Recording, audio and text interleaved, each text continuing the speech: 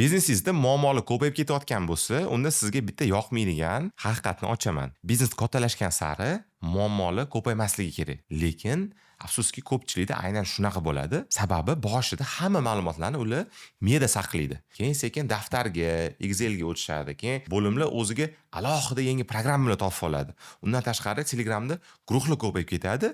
Shun bilan bitta biznesni siz 8 ta programmada boshqarayotgan bo'lasiz. O'zi statistikaga ko'ra ham bitta biznes o'rtacha 8 ta programmada boshqarilar ekan. Ya'ni sizda bitta joyda sentrallashgan ma'lumot bazasi yo'q. Agar siz raqamlarni olishingiz kerak bo'lsa, har bitta bo'limga alohida chiqasiz va ularning orasidagi raqamlar farq ham qiladi. Ya'ni qarasangiz, sotuv bor, lekin foyda qancha bo'layotganligini ko'ra olmaysiz.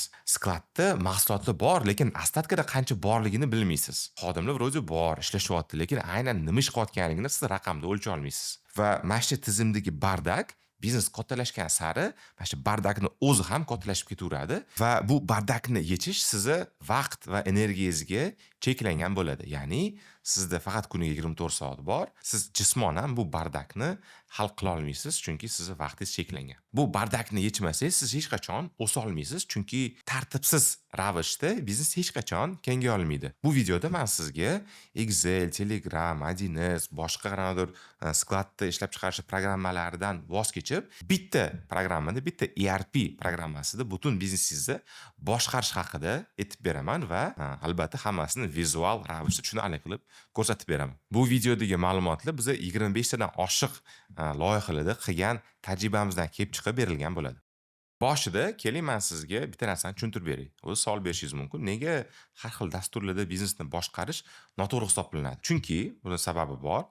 Menejmentda bitta eng asosiy birlamchi qoida bor. Bitta ishni makeri bo'ladi va o'sha ishni chekeri bo'ladi. Ya'ni bitta ishni qiluvchi hamda tekshiruvchi inson bo'lishi shart. Agar qaysidir ishni qilishga odamga bergan bo'lsangiz va o'sha ishni kimdir tekshirib olmasa, unda mana shu muammo, mana shu ish katta ehtimol bilan qilinmaydi. Boshida balkim qilinib kelaverar, lekin qaysidir nuqtada hech kim tekshirmayapti-ku deydi va o'sha ishni qilishni odam to'xtatadi. Endi sizda bir nechta mustaqil programmalar paydo bo'lyapti. Ya'ni u programmalar har xil bo'limlar uchun qilingan va u bo'limlar orada bir bilan gaplashmayapti. Ya'ni ularda o'sha programma bo'yicha aloqa yo'q. Chunki har bittasida mustaqil o'zining programmasi bor. O'zi biznesda nega bo'limlar ishlab chiqilgan? Bo'limlar bir-birini kontrol qilishi uchun ishlab chiqilgan. Ya'ni bizda ta'minot bor, bizda sklad bor. Ta'minot skladga narsani yetkazib beryapti, sklad uni tekshirib olyapti, hamda keyin qabul qilyapti. Nalichasini ta'minot havodan chizib yubora olmaydi, chunki sklad uni tekshiryapti. Lekin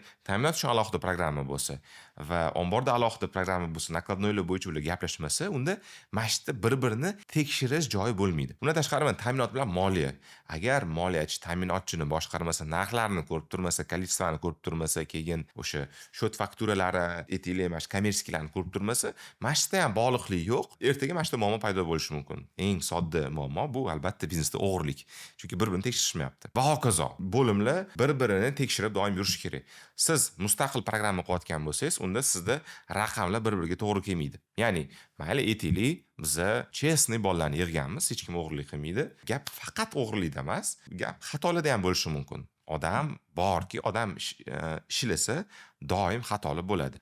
Ongli ravishda, ongsiz ravishda odamlar baribir xato qilib qo'yishadi. Shu bir-birini tekshirish sistemasi bo'lmasa, unda siz xatoni tagiga hech qachon yeta olmaysiz. Menimcha, men sizga nega ko'p programmalarda ishlash noto'g'riligini tushuntirib bera oldim. Bu birinchi sababida, ya'ni o'sha qiluvchi ham tekshiruvchi bo'lish kerakligi. Ikkinchi masala bu vaqt. Agar siz tez o'smoqchi bo'lsangiz, unda raqamlarni tez ko'rishingiz kerak. Iloji bo'lsa, в режиме реального времени, ya'ni onlayn ko'rib turishingiz kerak. Mana hozir o'sha prямой efirda qanaqa sizda biznesda raqamlar ketyapti va bo'limlar orasidagi har bitta bo'limning o'zini KPI'larini ko'rib turishingiz kerak. Albatta siz aytishingiz mumkin, masalan, menda Moy sklad bor, menda 1S bor, menda CRM bor, menda keyin moliya ham shu Excelda men hammasini ko'rib tura olaman. To'g'ri, lekin o'shani ko'rishingiz 4 ta programmaga kirishingiz kerak. Har bittasini anaqa kirib, выгрузка qilib, masalan, qanaqadir alohida dashbordga, o'sha BI dashbordga yig'ishingiz kerakmi, bilmadim. Qanaqadir alohida Excelga yig'ib, bir-birini keyin solishtirishni boshlaysiz. Bu vaqt oladi. Buni qilish mumkin o'sha bir nechta programmada, lekin ko'p vaqt olganligi uchun bitta joyda uni boshqargan ancha qulayroq. Bugungi sizlarga ko'rsatadigan ERP programmamizning nomi Odoo. Odooni biz O'zbekistonda rasmiy hamkorimiz va allaqachon bir nechta loyihalar Odooda biz bajarib bo'ldik, mijozlarga topshirdik va ular buni ishlatib kelishyapti va natijalarini ko'ramiz. Odoo haqida undan oldin bitta video qilgan edim. U yerda men o'zi Odoo nima, qanaqa ishlaydi, uni shu umumiy qilib tushuntirib bergandim. Bugun esa men sizga sal chuqurlashibroq tushuntirib beraman. Balkim bugungi sizga osonroq tuyulishi mumkin, chunki praktika ko'p bo'ladi. Bugun men xudo xolasa mebel biznesida protsesslar qanaqa ishlashini ko'rsatib beraman. Namuna sifatida mebel biznesini olganmiz. Hammaga xudo xolasa tushunarli bo'ladi degan umiddaman. Ya'ni bugun biz 5 ta bo'lim ishlatar ekanmiz. Birinchisi ta'minot, ya'ni birinchi xom ashiyoni sotib olamiz. Keyin sklad, o'sha omborga biz yuklarni, xom ashiyoni qabul qilamiz. Keyin bizda savdo bo'limi bo'ladi, xudo xolasa, ishlab chiqarish bo'limi bo'ladi va albatta moliya bo'limi. Ya'ni eng muhim 5 ta bo'limlarni men sizga bugun Odooda qanaqa qilib o'sha protsesslarni bajarishini ko'rsatib beraman. Vizual ravishda balkim xudo xolasa sizlarga ancha tushunishga osonroq bo'ladi. Hozir men sizga batafsil tushuntirishimdan oldin bitta savolga javob topishimiz kerak. Ya'ni nima uchun o'zi bu kerak? Nima qilamiz qanday programmalar qilib, shundoq ham ishlab yurishibdi-ku, menga nima foyda deyishingiz mumkin. Bitta javobi bor buni. Dashboard. Ya'ni dashboard bu nima?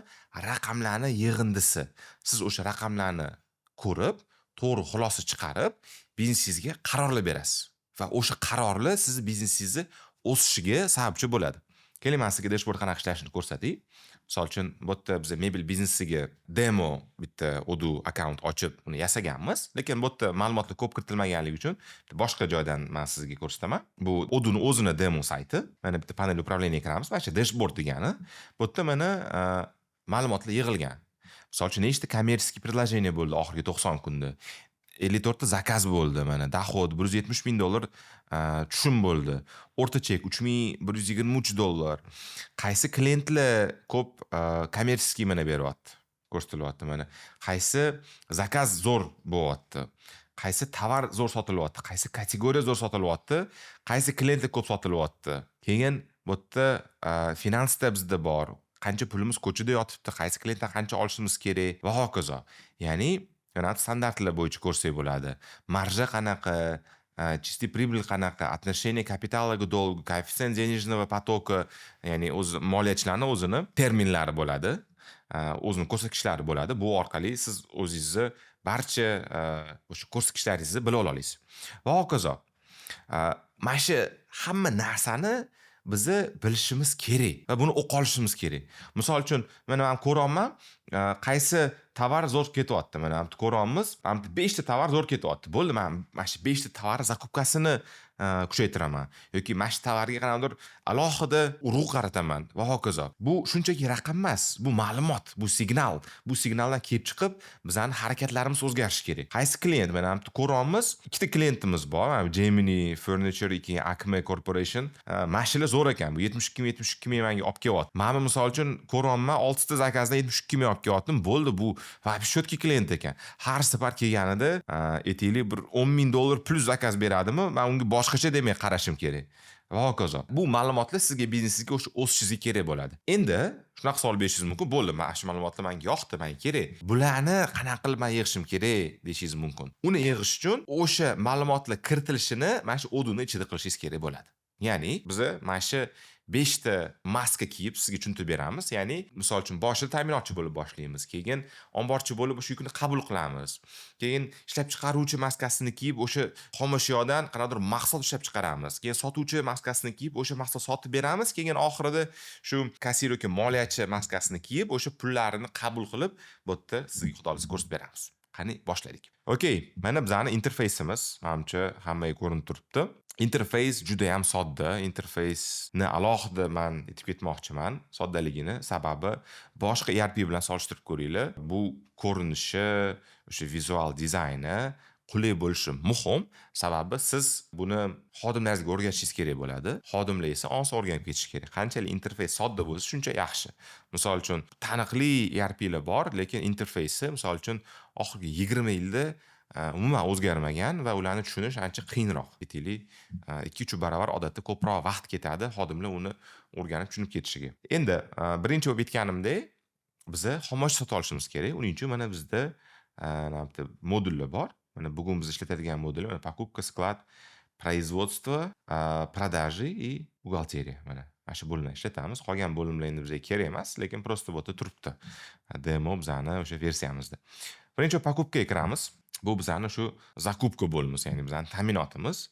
Mana bu yerda biza barcha o'sha qilgan ta'minot zakazlarimizni ko'rsak bo'ladi. Interfeys juda ham sodda. Mana qaysi statusda turibdi, qaysi yuklarimiz. Misol uchun aytaylik, Xitoydan nimadir zakaz qilib qo'yganmiz yoki qaysidir bizani поставщикimizga aytaylik nimadirga buyurtma berib qo'yganmiz, o'shalar qanaqa statusda turganligini ko'rsak bo'ladi. Endi давайте biz nimadir sotib olamiz. Bitta mana bo'yalgan knopka новое mashina bosamiz va yangi zakaz ochamiz, xudo xolasa. Birinchi продавец tanlashimiz kerak. Misol uchun давайте Buxoro yog'och sanoat tanlasak bo'ladi. Kimyo lak bo'yoq MCJni tanlaymiz. Счет поставщика kiritsa bo'ladi. Endi bu yerda bizada kiritilmagan, chunki hamma narsa mana aynan sizlarga videoda ko'rsatish uchun yaratilgan, ba'zi detallar kiritmaganmiz. Xo'p, tovar. Biza mebel ishlatishimiz kerak. Давайте biza mebel zakaz qilaylik. Mebelga albatta bizga kraska kerak bo'ladi, bo'yoq. Цена за единицу aytaylik 100 so'mdan bo'lsa, 100 so'mdan qatta kraska bor. Necha pul kraskalar turadi? 50 ming deb qo'yaylik bitta kraskani. 50 ming so'm dedik. Количество давайте это mingtacha kraska bizga kerak bo'ladi. Kichkina endi kraska upakovkalar deylik. Bizga yana nimadir kerakdir. Hozir faqat kraskani olib tursak ham yetadi. Bu avtomatik QGS bilan birga hisoblayapti. Lekin xohlasanglar QGS olib tashlasangiz, mana NDS siz hisoblaydi. Lekin odatda endi bilasizlar, QGS bilan bo'ladi yoki import qilsangiz, misol uchun yana import nalogi bilan birga hisoblasangiz, mana ko'ryapsiz, bo'ldi, narxlar o'zgarib ketyapti. Bo'ldi, mana o'sha ta'minot zakazi yaratildi. Подтвердить zakazni bosib olamiz. Bo'ldi, biz zakaz berdik, klientga berdik degani. Endi ta'minot o'z ishini qildi. Aytaylik, biz buyurtma berdik. Mana bu ko'ryapsizlar, поступление anonsini, поступление turibdi. Bunga bossak bo'ladi. Mana bu подтвердить bossak, sklad o'ziga qabul qilayotganini tasdiqlaydi. Bitta narsani tushunishingiz kerak. Men bugun bir o'zim programma ishlatib sizga ko'rsata olmayman, lekin aslida menda 5 ta maskam bor. Hozir qilgan narsam bu ta'minotchi maskasi bo'ldi. Ta'minotchi sifatida qilyapman. Endi ikkinchi maskani kiyamiz. Hozir biz skladchi bo'lishimiz kerak. Mana biz skladchini maskasini kiyamiz. Skladchi sifatida nima qilsak bo'ladi? Mana shu покупкani o'zida ham tasdiqlasa bo'ladi zakaz kelganligini. Lekin ham skladga kirsak, bizda mana поступление turibdi. Ya'ni qabul qilib ol deb aytishyapti. Mana ko'ryapmiz. Kimyo lak bo'yoq MCJda, mana planiruем data ertaga kelish kerak ekan. Bunga kiramiz. Mana bizani 1000 ta kraskamiz. 1000 ta kraskamiz. Va bitta narsaga e'tibor bersanglar zo'r bo'ladi. Ta'minotchi narx ko'ryapti. Bu yerda esa omborchining anonsida narxi chiqmayapti. Bo'ldi, подтвердиться bosib o'ramiz. Skladga выгрузка bo'ldi. Zo'r. Mana endi skladimizda bor. Mana bo'yoq 3000 ta bo'libdi. Demak, oldin 2000 ta bo'lgan. Xo'p, mana skladchi sifatida endi mana buni qabul qildik. Bo'ldi, endi bizada hozir skladimizda 3000 ta bo'yoq bor, oldin 2000 ta demak bo'lgan ekan. Endi ikkita xodim bir-birini orasida ishlashini ko'rdim. Misol uchun mana ta'minot bo'limida zakaz beryapti 1000 ta, keyin skladga kelyapti. Albatta buni o'zini ichki kompaniya prosesslari bo'lishi kerak. Sklad qachon qabul qiladi?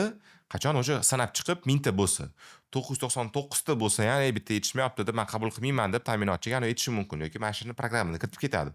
Lekin meni bugungi vazifam sizlarga sodda qilib tushuntirib berish. O'shaning uchun hamma narsa po plani ketayotganda men sizga ko'rsatib beraman. Endi bizani keyingi qismimiz давайте mana shu mebel ishlab chiqamiz. Mana har bitta bo'limga kirsangiz, mana chap tarafda o'sha burchagi новый degan joy turadi, o'shani doim bosasiz.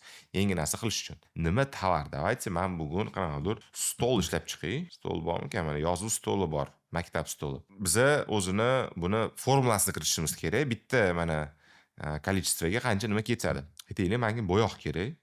Bitta partaga qancha ketadi bo'yoq endi. Men umuman mebelchi emasman, o'sha yerda aytsa, deb qo'yamiz. Keyin bizga yana MDF kerak. MDF bormi-kan? Xo'p, mana MDF plita deylik. Bizga mash kerak. Bundan qancha ketar ekan MDF? 10 ta deylik. Bo'ldi, mana hammasi доступni. Buni подтвердить qilyapmiz. MDF mana yetmayapti. Endi bu men formula kiritdim, ya'ni bitta dona o'sha partaga qancha nimadan ketish kerakligini men kiritdim. Ko'ryapmiz, bizda ana yetarli. Mana bitta bo'yoq доступni, chunki ko'rdingiz, skladda 3000 ta edi. Lekin MDF plita yetarli emas. Давайте men yana MDF plita qanaqadir поступление qilay. Tez qilib tashlayman, tushuntirmasdan, chunki bundan oldin ko'rsatgandim. Yozuv stoli maktab uchun bittasiga qancha nimadan ketamiz dedik. Bo'yoqdan 3 ta degandik va MDF menga kerak. MDF plitadan menga 10 ta kerak. Bo'ldi, formulasini kiritdim. Endi menga nechta kerak? Bundan давайте men 100 ta ishlab chiqaraman. 100 taga hammasi dostupni. Demak, menga yetarli bo'lyapti. Bo'ldi, mana shu plan bo'yicha mana ishlab chiqarishni bosdim. Eng qizig'i, menda skladdan endi xomashyoni olishdi. 3 ta ko'paytiramiz 100 ta, ya'ni 300 ta bo'yoq ketdi. Xolos, MDF bilan bo'yoq meni skladdan hozir chiqib ketdi. Ya'ni minusavatsiya qilindi, chunki ishlab chiqarishga olib ketishdi. Endi yana skladga kiramiz. Skladga kirsak, mana manufacturingda turibdi. Mana yozuv stoli, mana turibdi. Bizda количество наличия 100 ta ekan. Ya'ni mana bu 100 ta bizda mana shu stoldan bor. Xo'p, xomashyolarni biz zakaz qilib, ularni skladga qabul qilganimizdan keyin endi biz давайте o'sha narsalardan nimadir ishlab chiqaraylik. Ya'ni производство bo'lmay kiramiz. Endi men ishlab chiqaruvchiman. Keling, mana новый qilamiz. Qaysi tovar ishlab chiqarmoqchimiz? Misol uchun qanaqa stolni aytaylik. Mana men yozuv stolini tanlayapman. Keyin mana bu количество bitta hozir kiritganman, chunki men hozir birinchi formulasini kiritishim kerak. Ya'ni bitta o'sha stolni ishlab chiqarish uchun nima ketadi? Endi o'sha bo'yoq ketadi. Aytaylik, undan bir 4 ta bo'yoq ketyapti. Keyin menda MDF plita kerak bo'ladi. Keling, MDF plitadan misol uchun bittasiga 10 ta plita kerak. Va bo'ldi. Formulasini kirityapman bittasi ishlab chiqarish uchun yoki sizni formulangizda balki mana misol uchun 3 tasiga shuncha ketar yoki balki 10 tasiga, farqi yo'q. Har bitta biznesda kalkulyatsiyasini o'ziniki bo'ladi. Patritsiya bosyapman, bo'ldi. Mana shu formula bo'yicha nechta men количество ishlab chiqarishim kerak. Давайте mana men 100 ta deyapman. Mana enter bossam, ko'ryapsiz, mana bu 400 ta, 1000 ta, ya'ni undan oldingi narsa 100 taga ko'paytirilyapti. Va hozir men buni endi производитель bosaman. Bum, bosdim. Endi mana shu xomashyolar meni skladimdan chiqib ketyapti. Minusavatsiya qilinyapti. Ya'ni juda ham qulay. Ishlab chiqarish bosilyapti, o'sha xomashyo skladdan minusavatsiya qilinadi. Okey, 3-chi maskani kiydik va sizga buni sodda qilib tushuntirdik. Endi 4-chi rolga o'tamiz. Endi bizani rolimiz, ya'ni maskamiz sotuvchi bo'ladi. Bu juda ham oddiy. Mana продажаga kiramiz. Nimadir sotilyapti mana aytaylik. Endi продажani ikki xil yo'l bilan qilsa bo'ladi. CRM orqali qilsa bo'lardi, lekin bizda bu yerda aytaylik roznitsa bo'lsa yoki qanday B2B savdo bo'lsa, ya'ni B2B savdoga ko'proq to'g'ri kelgan narsani ko'rsak, mana продажаga kiritamiz. Biz optim sotyapmiz. Mana yana bir marta продажаga kiryapmiz. Новый, doim mana shu новыйni bosamiz. Qaysi klientga aytaylik, qanaqadir mana bilim maktabini tanlaymiz. Shunaqa bizdan ular bor ekan. Mana yozuv stolini bu maktabga biz 200 ta ishlab chiqaramiz. Hop, 200 ta normalniy mana yetyapti. Va bitta narsa e'tibor bersanglar bo'ladi. Agar yana bitta 0 kiritsam, qizil bo'lib qolyapti. Demak, skladda tovar yetarli emas degan znak. Bizga mayli 200 ta bo'laveradi hozir. Yashil bo'lib tursin. Условия oplata tanlasak bo'ladi. Misol uchun, ko'pchilik endi post oplata bilan ishlaydi. Boshida yetkazib berasiz, keyin aytaylik 15 kun ichida yetkazib berishadi. Lekin endi misol uchun kattaroq srokli bo'lsa, narsalar bo'lsa, bu ham ancha qulay tizim, sababi bu siz ko'rib tura olasiz. Kim oplatasi qachon qoldi, o'sha grafiklar bo'yicha ishlash uchun juda ham qulay. Bo'ldi, mana shu 200 stollarni qo'yamiz, отправить emas, uzr.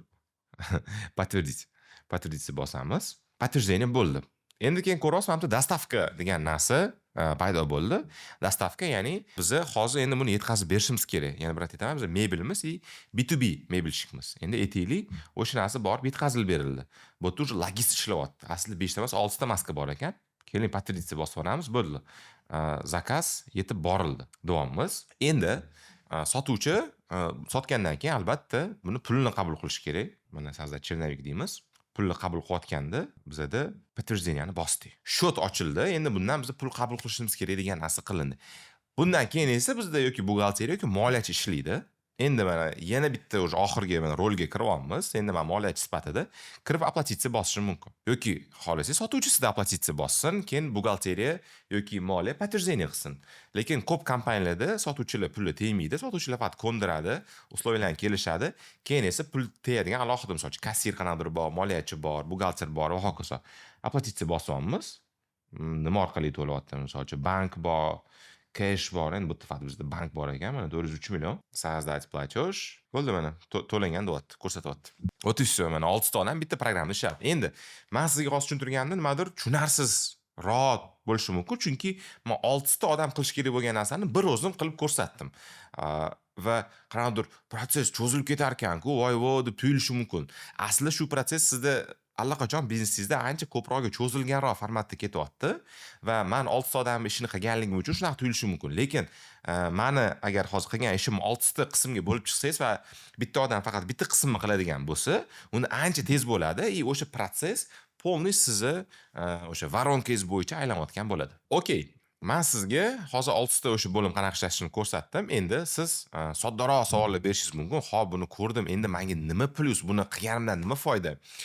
Asosiy bitta foyda uchun, bitta joy uchun hammasi qilinyapti. Keling, men sizga buni ko'rsataman. Bizda panel управления bo'ladi. Bizning dashbordimiz. Eng qizig'i, biz 6 ta bo'lim ishlarini bitta joyda qilganligimiz uchun hamma bizani raqamlarimiz, hamma bizani o'sha kerakli bo'lgan ma'lumotlarimiz endi bitta joyda to'planadi va buni biz boshqarishimiz ancha qulayroq bo'ladi. Mana bu yerda ko'ryapmiz, mana bilim maktabiga pulli qilgani eng zo'r продажаlarni mana mana shu qilib beryapti. Лучший заказ на продажу. Biz mana dohodimizni ko'rsatib beryapti.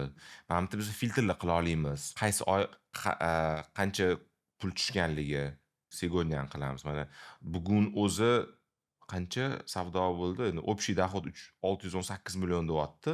Bugun 360 million, undan oldin 60 million bo'lgan ekan va hokazo. Ya'ni sizga полный raqamlaringizni ko'rsatib beradi. Qaysi tovar sotilyapti? Misol uchun yozuv stoli maktabi o'zi 540 million daromad olib kelgan ekan, ikkita zakazdan mana ko'ryapsiz. Keyin buni bitta bosdim, ko'rsatib bo'ladi mana shu zakazlar. Qayerdan nima qancha pul kelayotganligini, ikkita zakaz ekan va hokazo. Sizni полный dashbordingiz bor. Undan oldin men ko'p tadbirkorlarni bilaman. O'sha 4 ta 5 ta Excel ishlatishadi, keyin AMCRM, Bittrex 24, 1S, Mo'skatlarni bitta biznes ishlatadi-da, hamma raqamlarini Power BI degan bitta dashbord bor, alohida programma. Programma yaxshi, lekin ular hamma o'sha har xil programma ishlatganligi uchun raqamlarini Power BI ga kiritib, keyin dashbord qiladi. Oduni zo'r tarafi dashbordda tayyor. Hech qanaqa qo'shimcha xarajat qilish shart emas, ortiqcha harakat qilish shart emas. Allaqachon sizning dashbordlaringiz bor. Keling, men sizga misol uchun demo oduni ham ko'rsatib beraman. Chunki bu yerda misol uchun men sizga ko'rsatgim kelyapti, lekin bu alohida sizlar uchun yasalgan yo'q biznesni hozir ko'rsatyapman. Bu yerda ma'lumotlar data kam. Keling, men sizga mana demo odudi o'zida qanaqa qilib ko'proq ma'lumot bo'lgani qanaqa ko'rinishini sizga ko'rsatib beraman. Bu yerga mana panel управления kiramiz. Inglizchasiga dashboards, lekin nega ruschasiga dashboards deb qo'yishmagan. Mana bu yerda ma'lumot ko'proq. Mana ko'ryapsiz. Общий выручка mana dohod $169 ming deyapti. Mana bu yerda продажаlarning rostini ko'rib borsangiz bo'ladi. Endi bu yerda qanaqadir qiyshuv ma'lumotlar kiritilgan bo'lishi mumkin. Mana bu bittada bir kunda ko'p savdo bo'lib ketgan ekan. Eng zo'r kommersiy предложениялар, qaysi KPlar eng zo'r ketyapti. Eng zo'r zakazlar, eng zo'r tovarlar mana ko'ryapsiz. Mana sborka mebeli $27 ming olib kelgan ekan mana bu yerda. Top kategoriyalar. Bu yerda mana qanaqadir juda ham balanslashgan ekan. Home construction uslugi и furnitura office ko'p mana pul olib kelayotgan ekan 75% biznesda. Eng zo'r klientlar kim nima qilyapti. Keyin zo'r tarafi nimada? Bu quruq raqam emas. Misol uchun любой joyda knopka bosiladi. Misol uchun home construction bitta bunda bossam, ko'rinyapti qayerdan bu ma'lumot tortayotganligida. Bu prosta Excel emas, bu hammasi silkada ishlayapti.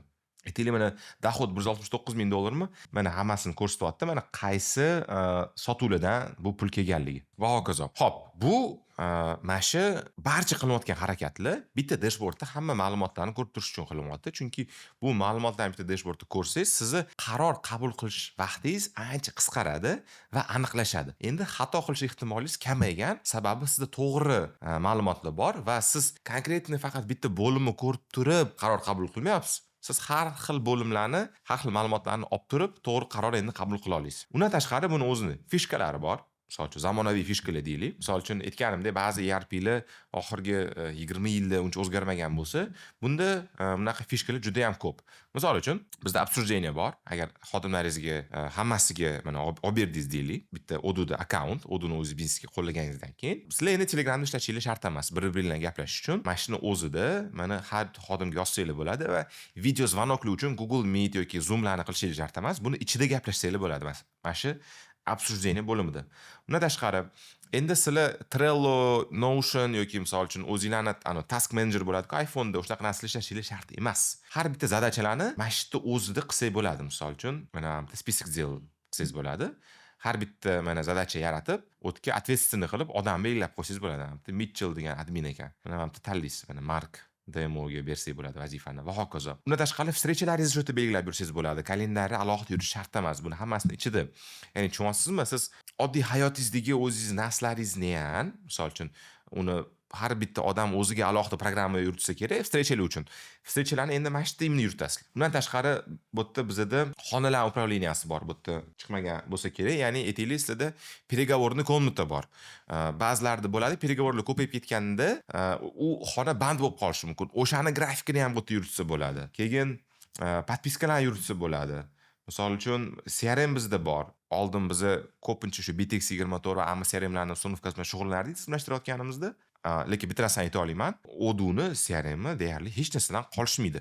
Alohida CRMlardan. Ya'ni u CRMlar aynan mana CRM atrofida qurilgan, Odoo'da esa 91 nechta modulni orasidan bitta moduli faqat CRM. Bu yerda tiqilib yotibdi boshqa modullar. O'rtacha bitta biznes uchun 15-20 ta modul kerak bo'ladi. Kontaktlar mana bor va hokazo. Bunaqa fishkalar juda ham ko'p. Uni aytishni nima desa bo'ladi, to'xtamsiz aytib bersa bo'ladi. Xo'p, keling endi sarhisob qilaylik. Umumiy aytganda, sizda mana daftar yuritayotganingizda yoki ko'p programmalarda biznesni o'sha ma'lumotlarni yuritayotganingizda, sizda tartibsizlik bilan muammo bor edi. Ya'ni raqamlarni yig'ib olish qiyin, uzoq vaqt oladi va raqamlar bir-biriga to'g'ri kelmasligi mumkin. Undan tashqari bo'limlar bir-birini boshqarmayapti. Bunga o'tganingizdan keyin mana shu muammolar to'liq yechiladi. Nega bunga o'tishingiz kerak? Sababi bitta ERPga o'tganingizdan keyin sizning biznesda tartib paydo bo'ladi va ishlashingiz tezlashadi. Siz shunda operatsionkada har xil stressda, har xil mayda-chuyda ishlar bilan shug'ullanmaysizda, siz ko'proq biznesingiz strategiyasiga vaqt ajrata olasiz va yangi kengayish nuqtalarini qidirishni boshlaysiz. Chunki undan oldingi masalalar sizda ancha kamroq vaqt oladi. Bitta narsani tushunib olaylik. Siz tadbirkor bo'lsangiz, siz qanaqadir yangi, zo'r qanaqadir ideyalar bilan kelishingiz kerak. Qanaqadir yorib o'radigan nastroy bilan kelishingiz kerak. Lekin biznesda mana operatsionka sizni yeb qo'yayotgan bo'lsa, hamma energiyangiz o'shanga ketib qoladi va yangiliklar qilishga sizda kuch, qudrat, energiya bo'lmaydi. Shuning uchun shunga o'tishingiz kerak bo'ladi. Va albatta, agar Odoo programmasini qo'ydirmoqchi bo'lsangiz, menga aloqa qilishingiz bo'ladi. Описаниеda o'zimni Telegram usernamemni qoldirgan bo'laman. Aloqaga chiqing, gaplashib olamiz. Agar siz biznesingizni tizimlashtirib, hamma raqamlarni bitta joyda ko'rmoqchi bo'lsangiz.